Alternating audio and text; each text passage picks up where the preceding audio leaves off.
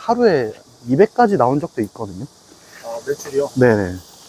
그러면 120만 원.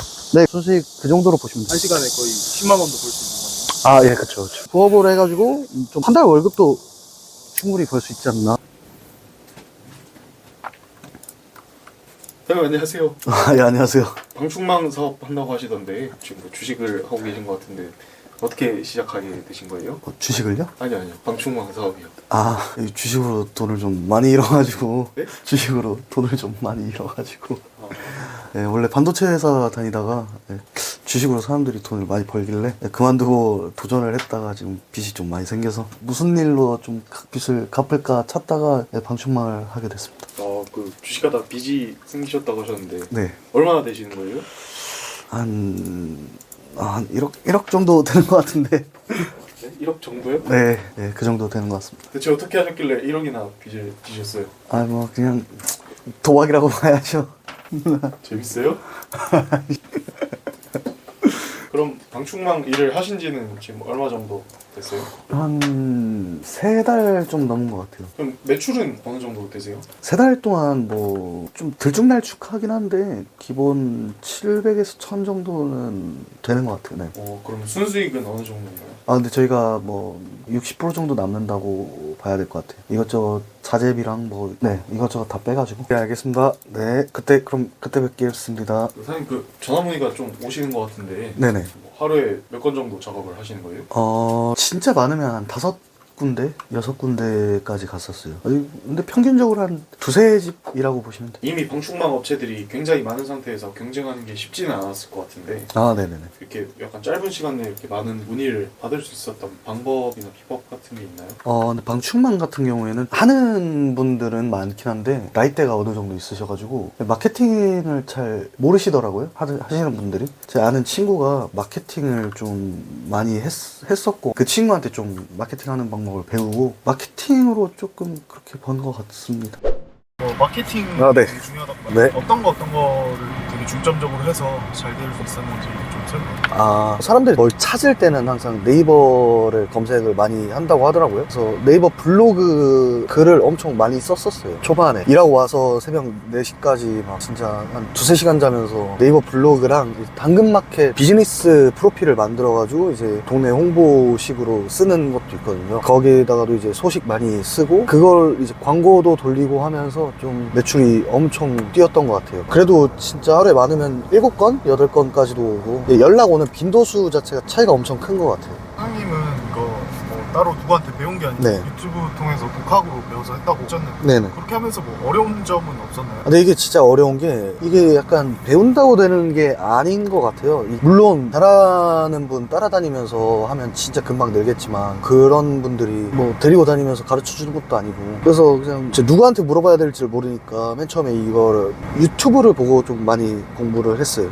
유튜브에 웬만큼 다 있긴 해요. 하는 방법에 대해서는. 근데 제가 유튜브를 보고 나서 해봤는데 혼자 하면 너무 힘들더라고요. 이게 돈을 주시고 고용하신 분인데 그분 앞에서 제가 땀 흘려가면서 안 되는 모습을 계속 보여드리니까 그게 진짜 심리적 압박감이 정말 크더라고요. 그렇게 뭐 안 되거나 이런 거 변수들은 어떤 게 있어요? 샤시 빼는 게 가장 큰 문제예요. 샤시 빼고 끼고 하는 게. 그래서 방충망을 웬만하면 그냥 쉽게 빠진다고 생각했는데 안 빠지는 데가 훨씬 더 많더라고요. 빼다가 막 부러지는 상황도 오고 그러면 이걸 제가 어떻게든 복구를 해드려야 되니까 초반에는 거의 좀 경험 쌓는다고 생각하고 돈 안 받고 한 것 같아요, 거의. 그래서 그런 상황이 왔을 때 누군가는 이걸 분명히 해결했을 거 아니냐라는 생각으로 그렇게 하는 게 가장 중요한 것 같아요, 뭐든. 근데 뭐 방충망이 부러졌다고 하셨잖아요. 네. 그거는 어떻게 해결을 하셨어요?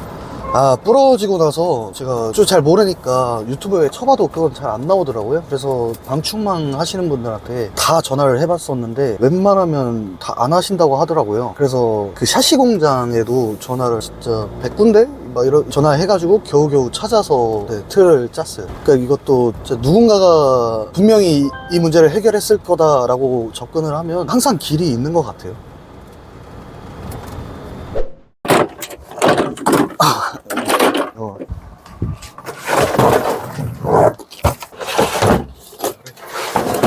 선생님 여기 보니까 장비 같은 게 이렇게 되게 많은 것 같은데 네네. 고객님 것들 뭔가요? 방충망 교체할 때 필요한 장비긴 한데 단순 교체할 때는 장비가 그렇게 많이 필요하진 않는데 저는 이것저것 다 하다 보니까 조금 장비가 많은 편이죠. 그 자재랑 장비가 네, 어떻게 되는지 이렇게 세 개만 있으면 돼요. 이렇게 세 개요? 네네. 뭐 기본적으로 아파트 같은 데는 대부분 다 이렇게만 들고 가도 충분히 끝나요. 이렇게 하나 둘셋 이렇게요? 네, 맞아요. 그러면 이거 차 없어도 할 수도 있겠네요? 아, 예, 그쵸. 제가 한번 차 사고 난 적이 있었거든요. 네, 근데 한두 개짜리나 몇 개 안 하는 것들은 그냥 택시 타고 가서 했었어요.